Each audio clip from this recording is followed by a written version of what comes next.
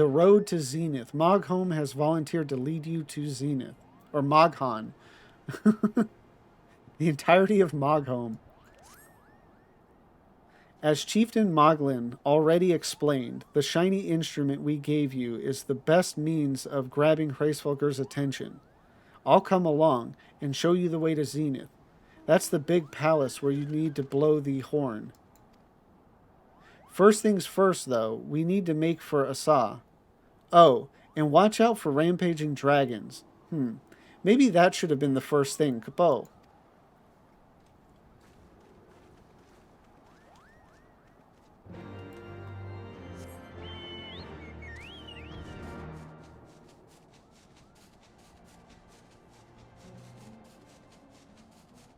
It's funny, I was thinking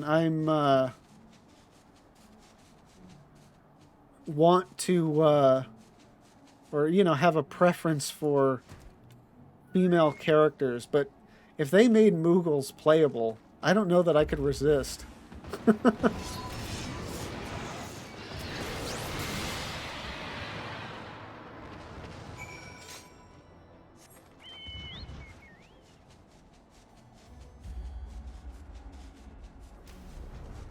Like, I like kind of, the small races,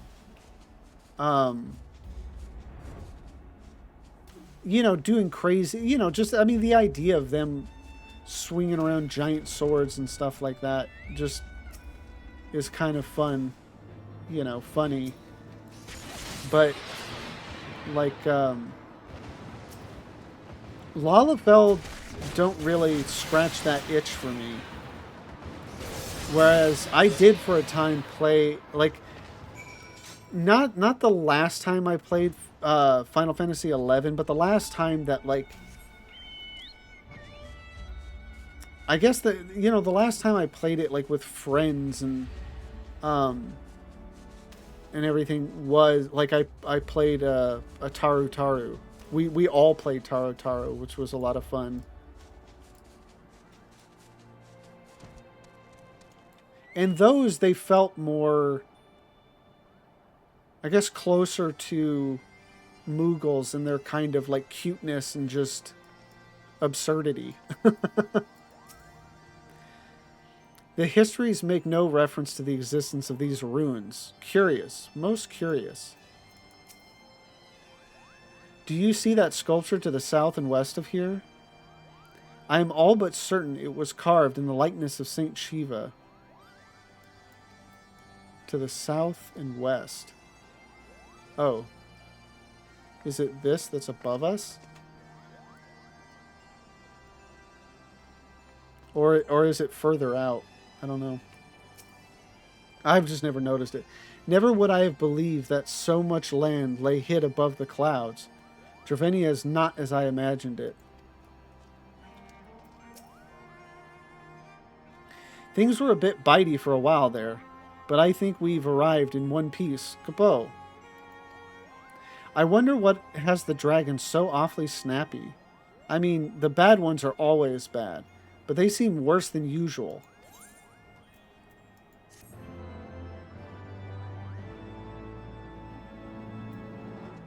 I mean, I would say going around with the Azure Dragoon probably doesn't help. Waiting for the wind to change. Moghan seems fretful about the weather. We may have a small problem, Kupo. When the winds are high like this, Hraesvelgur invariably abandons his lofty perch and heads to the lands below to hunt. If you tried blowing the horn now, I doubt he'd hear it. I suggest we stop at the clearing up ahead and rest until the wind dies down.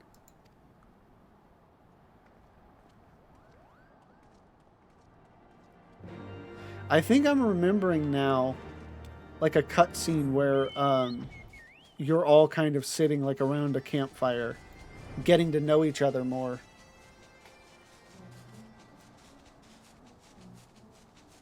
Because I remembered that. I remember there is a point where I think they do all kind of sit together, and it's where maybe, they have like a bit of a heart-to-heart or whatever and get to know each other.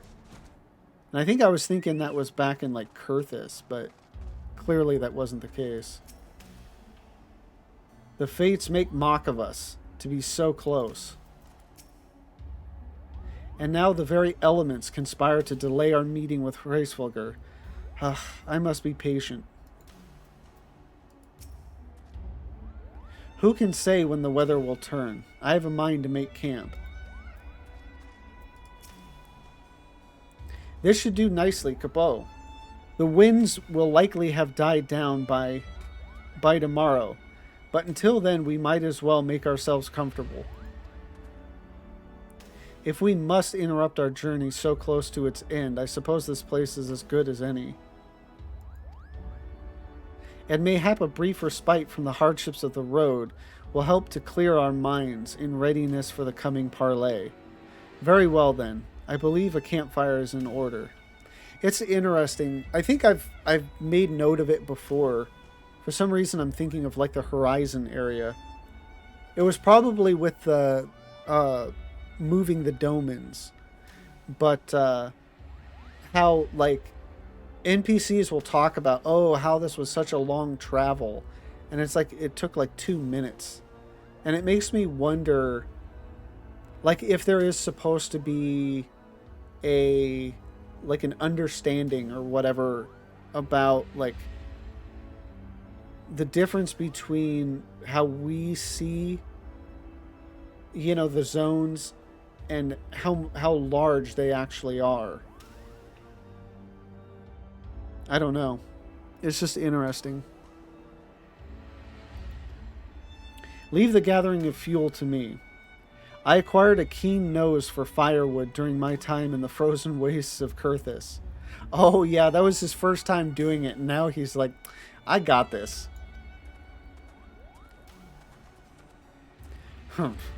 Clear our minds? 'Tis Master Alphino whose mind needs clearing. The thought of meeting a great worm in the flesh has befuddled the boy. Did you see him strolling away as if these ruins were not crawling with deadly beasts? Follow him, Lavenza, and see that the wildlife does not make a meal of our young friend. We will have the camp ready by the time you return.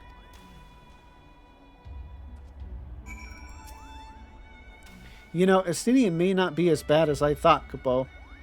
Under all those horrid spikes, he actually has a soft spot for his companions. Just a small one, mind. Oh, and don't tell him I told you, alright?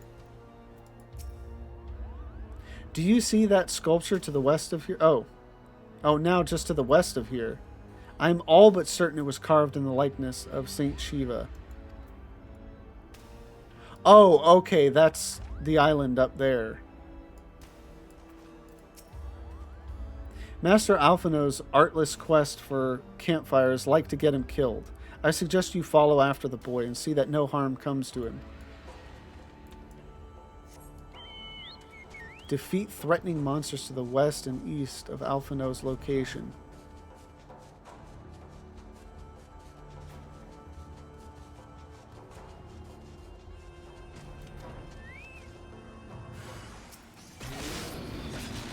Oh, I got some firewood.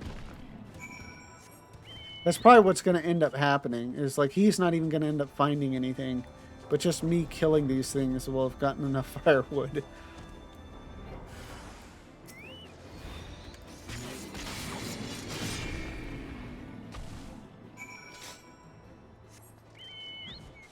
I didn't even see Alphino out here. Was he supposed to be out here, or... Sometimes they are, sometimes they're not. Or maybe he's just, now that I did that, he's already back. Nope, doesn't look like it.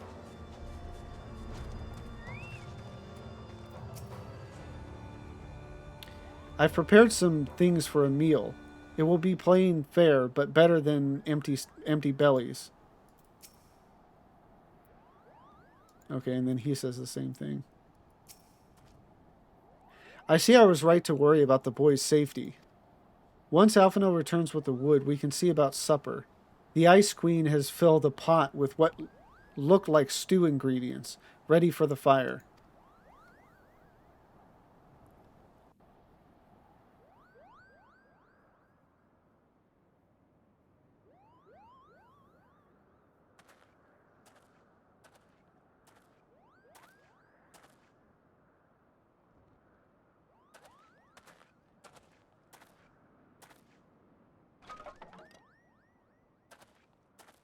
This seems to me like it's going to be voice acted.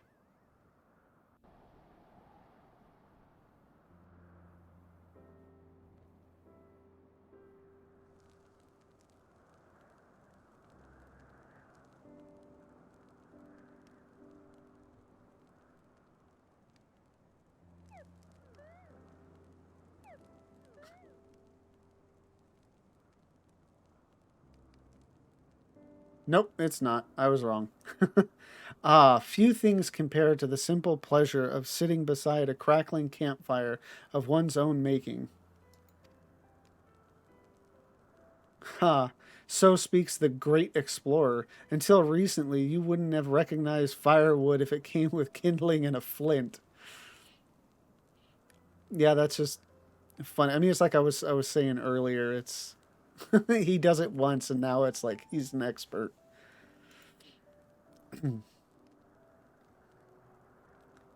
'Tis well you instructed me so patiently then. But yes, left to my own devices, I would have been compelled to signal to the assail with a pile of damp leaves.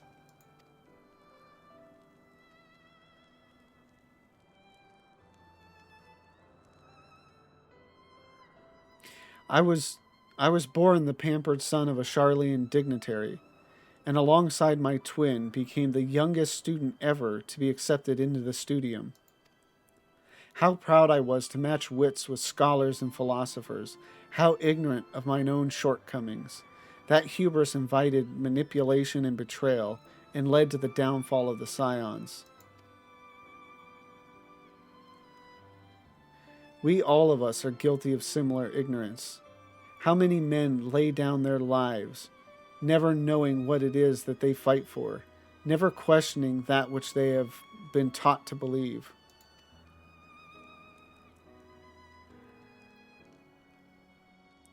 'Twas only upon meeting Hraesvelgr that I learned the truth hidden within our history. Were it not for that chance encounter, I would never have vowed to tear down the Holy See and expunge the falsehoods with which it fans the flames of conflict. I would have lived and died in ignorance.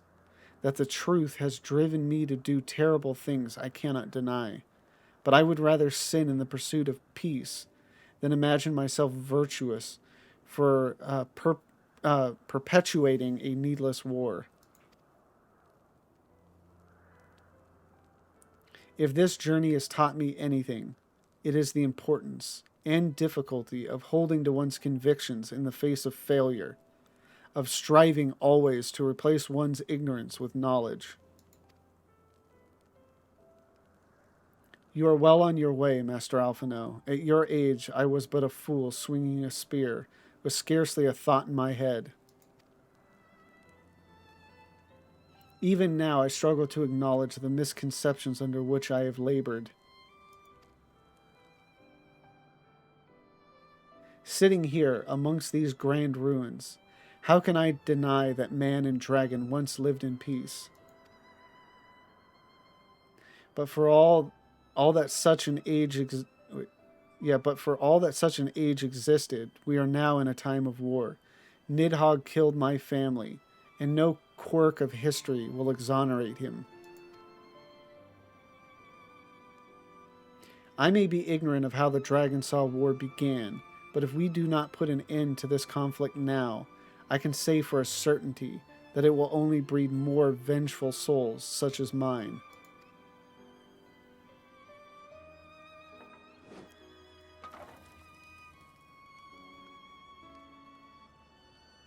In my hands resides the power to vanquish a great worm.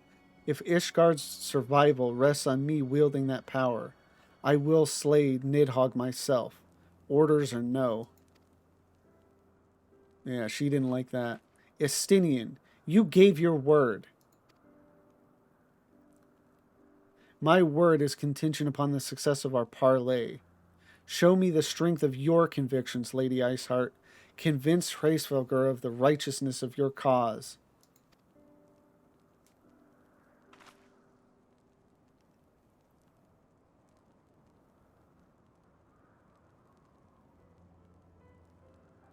Doubt not but that I shall, Dragoon.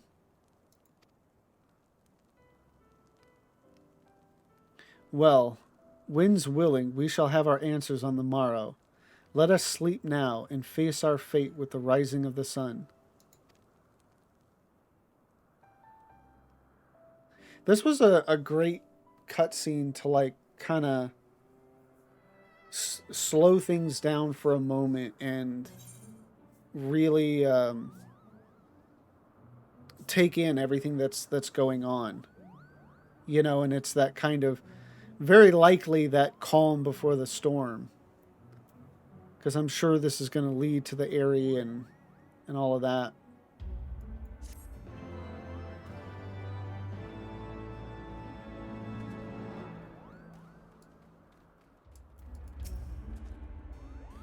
Whenever you are ready, warrior of light, full eager am I to gaze upon this great worm. We must succeed in winning Hraesvelgr to our side. Lend me your resolve, Saint Shiva. I trust you are well rested, Lavenza? Good. If we are to parley with Hraesvelgr, we shall each have need of the full complement of our wits.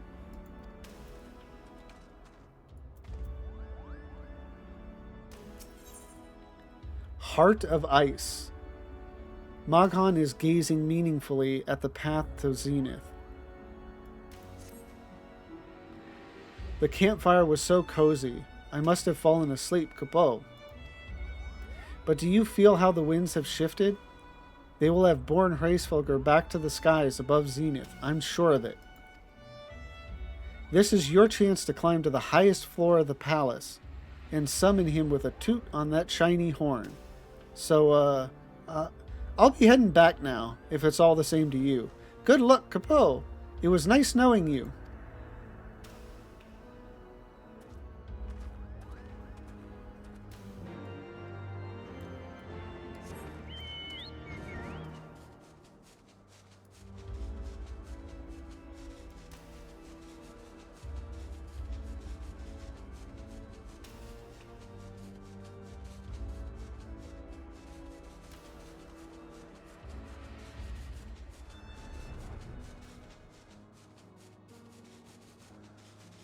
Just thinking about what's to come next. I mean, obviously, like I think I remember, a pretty hefty cutscene with Hraesvelgr. Lend me your resolve, Saint Shiva. It is time, warrior of light.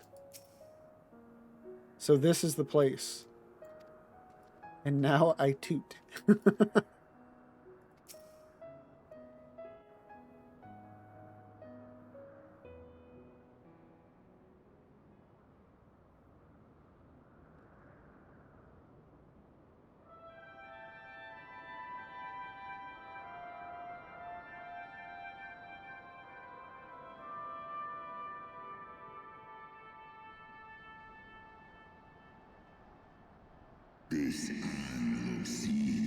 Mortals, why do you disturb my solitude?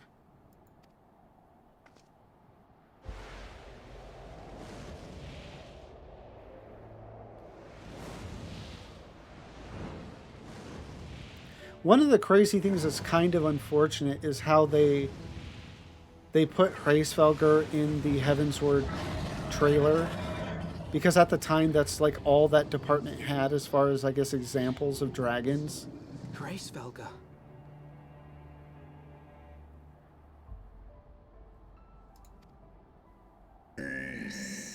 Thou speaketh the name of a creature that but awaiteth the release of oblivion. Leave me.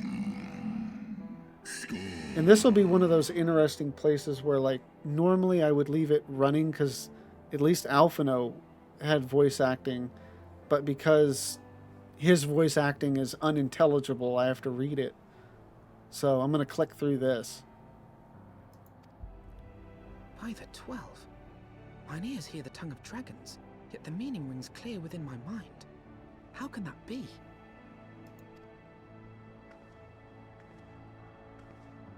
Hraesvelgr, do you not remember me? 'Twas I whom you found in Dravania.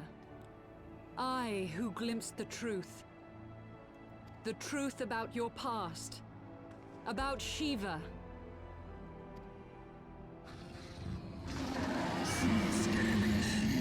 Do not speak her name, mortal. But speak it I must. I have summoned Shiva's soul from the beyond and offered myself as her vessel. She has made her heart known to me. Foolish girl, thinkest thou my beloved spirit hath descended from the heavens? That the secrets of her heart are thine to know? I have surrendered mine to her. Do you not see, my love? I am Shiva reborn.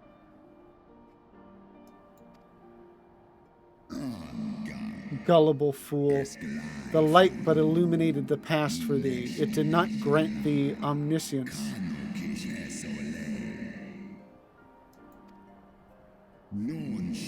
The spirit thou hast summoned belongeth not to Shiva. 'Tis but a shade conjured by thine own fancy. In an age long past, mine own kin were guilty of like folly, beguiled by the Dark One's lies. They attempted to resurrect a king amongst worms. Oh, that's, I think, talking about Bahamut. Yet the divinity they called forth merely borrowed the semblance of my fallen brood brother. Yeah, because Bahamut was a brood brother of them, not... Because it's Midgard, Sormer, and then all of them under... I was thinking Bahamut, for whatever reason, was like above them. Such gods are not summoned, but created. Phantoms spun from the threads of misplaced faith. Then the spirit that answered me. Was but thy dream of Shiva. Thy soul hath been corrupted by a deity of thine own making, child.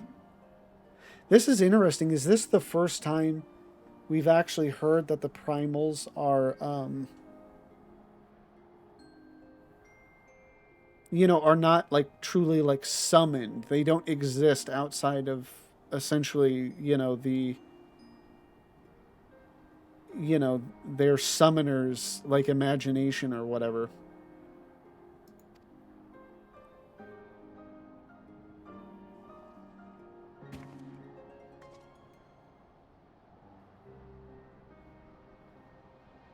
Be that as it may, Lord Hraestory, Izel's desire to heal the rift between man and dragon is real, and it has borne us this far. We would spare both our kind and yours the ravages of this senseless war. Pray join your voice to ours in a call for peace and forgiveness. The tale of thy kind is one of avarice, treachery, and death, and thou wouldst speak to me of peace?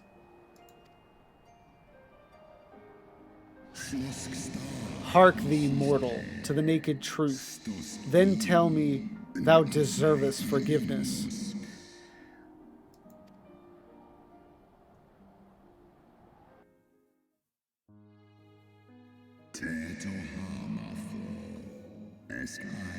"1,200 years ago, my beloved Shiva's sacrifice served to bring an end to the war twixt man and dragon, paving the way for an age of peace and cooperation.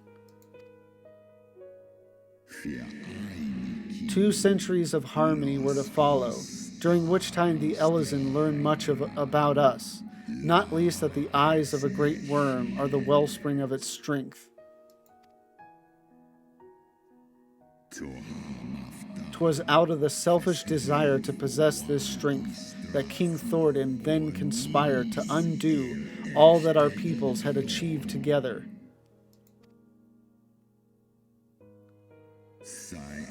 With the aid of his leal knights, that most noble of Elysian lured my brood sister Radatasker into an ambush, and took from her that which he craved."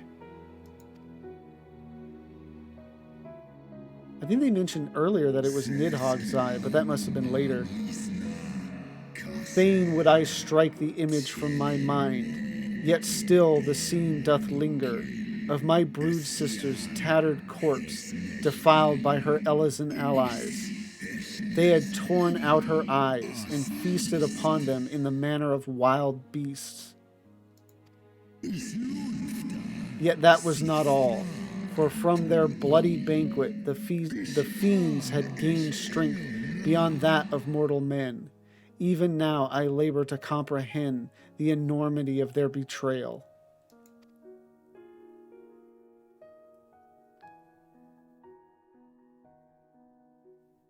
Nidhogg was the first to learn of the atrocity, and he took to the skies, hungry for vengeance. But though he slew Thordan and some few of his knights, their fellow butchers knew only too well where to aim their spears, and with now practiced savagery, they set about my brood brother, sending him flailing from the field. Such is the truth the Holy See would keep hidden. Such was the beginning of the Dragonsong War. 'Tis a song my kind shall ne'er forget, even should 10,000 years pass and Ishgard crumble into dust.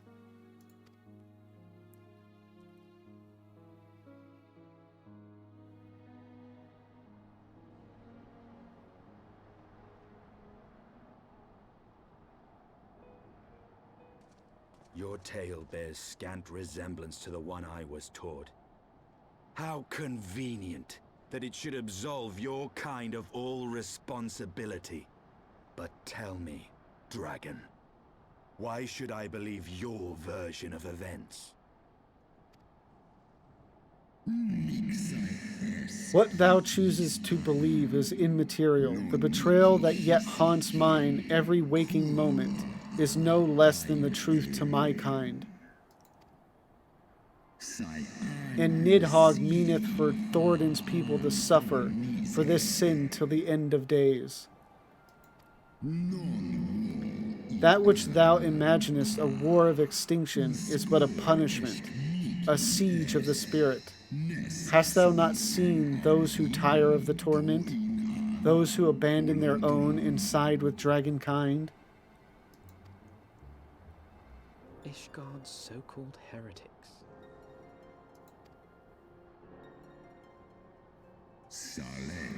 Know that all the traitor's progeny bear a trace of Radataskar's essence, but a single sip of our blood is enough to awaken it.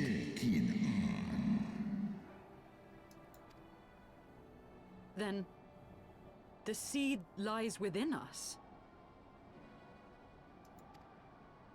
'Tis for this reason that those who abandon their loyalties are rewarded with a drink, and thus are they transformed to join the ranks of Nidhogg's ever-growing army as newborn dragons. One by one, through death or defection, my brood brother shall account for all of the betrayer's children. Yeah, I think I remember, and we'll get to it, because there is a cutscene of the people that, like the original 12 or whatever, and I guess they do partake of dragon blood or something. And then they're like the forefathers of all Ishgardians. So that's what he's talking about them having blood, or Radataskar's blood or whatever in them. Ye gods, I have borne witness to such a transformation. Looked on as a heretic assumed the shape of a dragon. I imagined it some manner of Drovanian enchantment. But if any Ishgardian, regardless of allegiance, has such potential within them, 12 forgive us. To think of all the dragons we've slain!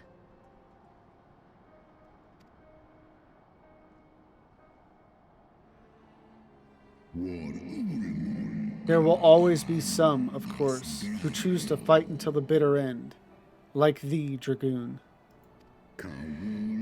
But struggle as thou might, thy youthful vigor will be spent ere thou reachest 210.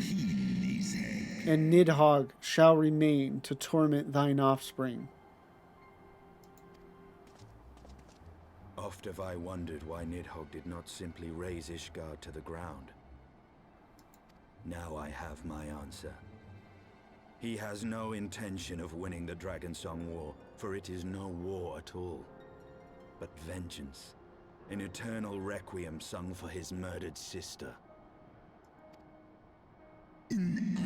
Thou hast the right of it, Dragon Slayer. Comprehendest thou now the futility of thy quest? I have not come this far only to admit defeat. We can still return the eye to Nidhogg and beg forgiveness for our ancestors' crimes. Mayhap our words will sway him. Stubborn child, thou thinkest in mortal terms. Our perception of time is too broad for thee to grasp. 'Tis a simple matter for thee to offer thine apologies. Thou didst not perpetrate the crime. Despite thy visions, the deeds of history seem distant to thee.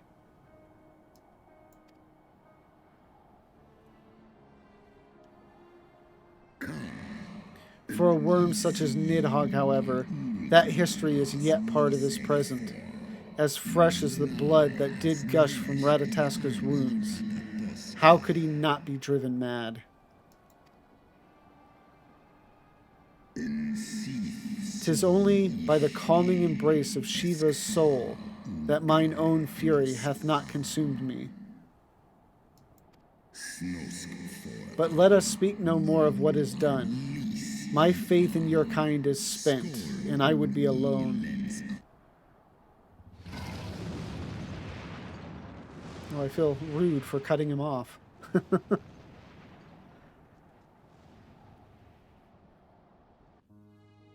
And that's why he up and left. Oh, I messed it all up. What false god is this Shiva? What manner of phantom have I welcomed into my heart? Yeah, I wonder how that all works.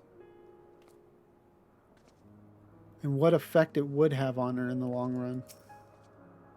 As predicted, Iceheart's faith in the worm was misplaced. Which leaves us but with one recourse. You know I have the right of it, Warrior of Light.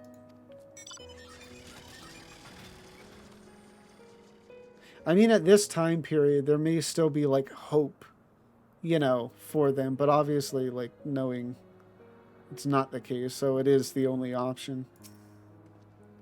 Hraestory was every bit as awe-inspiring as I imagined. His voice fairly dripped with power.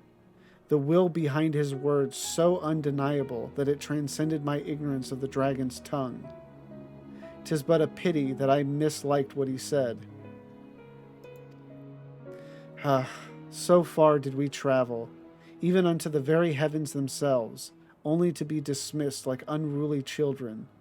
And far from mitigating this humiliation, the hidden truth we have learned, truths we have learned serve only to prove that our grand mission of peace was destined to fail from the first.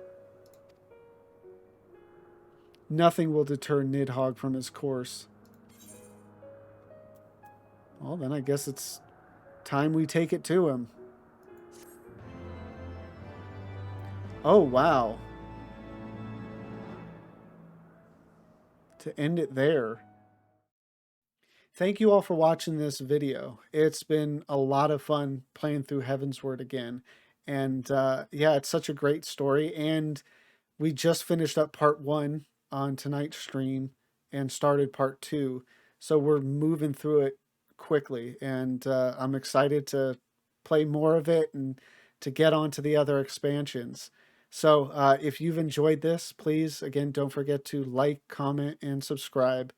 And please come and join me live on Twitch. The link is down below. Thank you again for watching. Have a great one.